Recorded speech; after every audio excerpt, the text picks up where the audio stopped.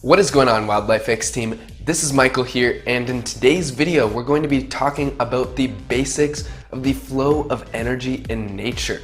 What this is called is ecology, and ecology is the study of the flow of energy and resources throughout nature, how it goes from plants to animals, back down to plants, and how everything recycles itself, and how ecosystems, which are full of plants and animals, different types of animals, herbivores, carnivores, bacteria, microorganisms, how all of this can survive together and in fact thrive. So first, in an ecosystem, the first source of energy is actually the sun. The sun provides warmth, energy, and heat basically to all of Earth, and the sun is pretty much what keeps Earth going. Without the sun, there is basically no chance for life on Earth. There might be some microorganisms, and perhaps under the water there could be some potential things, but life as we know it would be 100% changed without the sun, because it warms us up so much, it provides energy, and it's basically the fuel for the entirety of Earth. That solar energy is received by what's called photoautotrophs. These are called primary producers, which are green plants, algae, basically any organism, which is usually a plant, which can receive the sunlight's energy, and it's going to automatically turn this energy into sugar, into resources, into food, which it's then going to eat, and that's how it's going to survive. This process is called photosynthesis. Photosynthesis is the process where a leaf, for example, will absorb sunlight and it will turn it into food for the entirety of the tree. These can also be called autotrophs. Autotrophs are what's known as self-feeders, meaning they don't get food from another creature, but instead they generate their own food through the process of photosynthesis from the sun.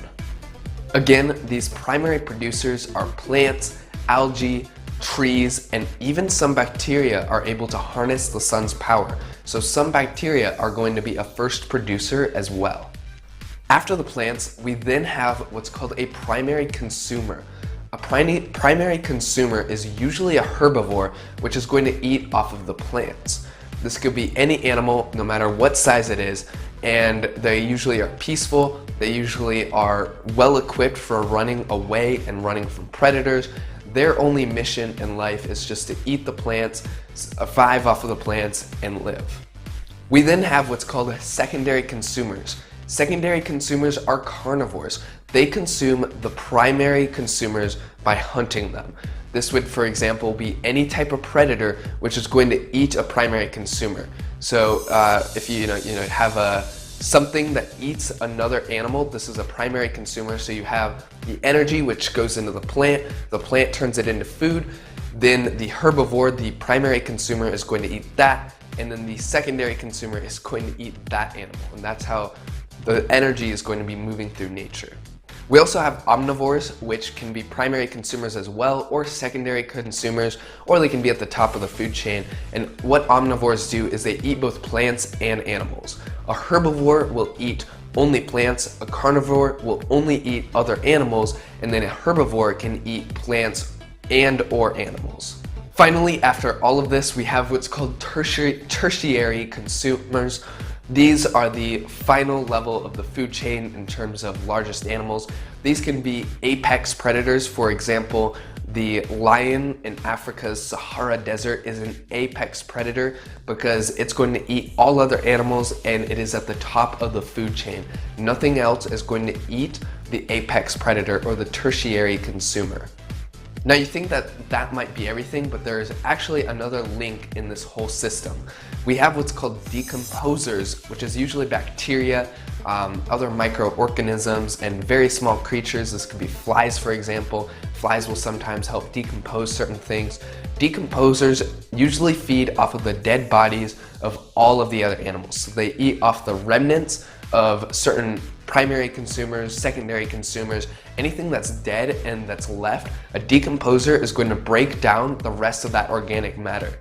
For an apex predator where nothing else hunts the apex predator, when it finally does pass away, the decomposers are going to be what deteriorate and get rid of and eat that apex predator or the tertiary consumer. So all of these animals and creature types are what create a balance in an ecosystem.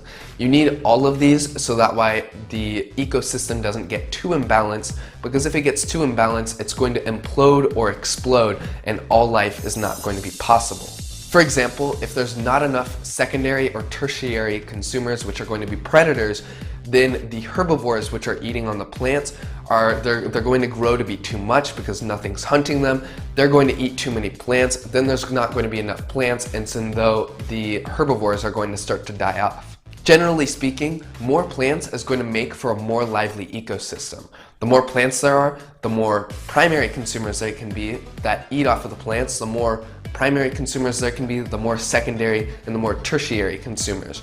So that's why you see in areas with a lot of vegetation and greenery, there's going to be a lot more diverse of an ecosystem, and it's going to be a lot more lively than an area with not as many plants.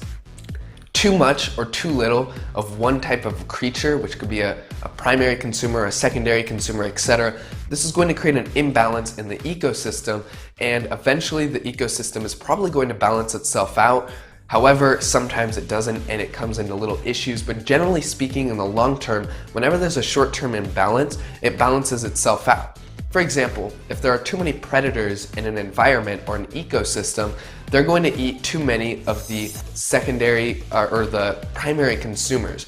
So these predators are going to eat too many of these creatures, and because there's not enough of those creatures, there are going to be more plants and more not primary consumer, but self-producers, which are able to survive.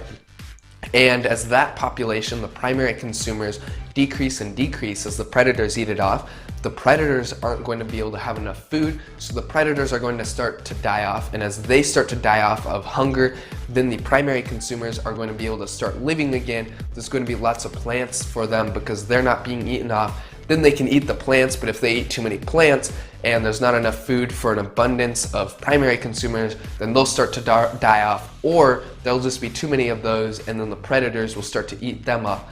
And this is kind of how the entirety of ecosystem works, and this is called the study of ecology. This is a very complex thing, of course, but it's basically how the ecosystems maintain balance. So that right there is kind of the generic how it's kind of working. It gets very, very specific, and there are lots of little things to study, but generally speaking, ecosystems remain balanced because when there's a lack or too much of one creature, it's going to cause a ripple effect in the environment, and because it's so diverse, it's going to end up bouncing back and trying to remain balanced. We really hope you guys enjoyed this video. If you did, make sure to leave a thumbs up, and if you have any questions about generic ecology, leave it in the comment section below. My name is Michael with Wildlife X Team. Hope you guys have a fantastic day. Thanks for watching.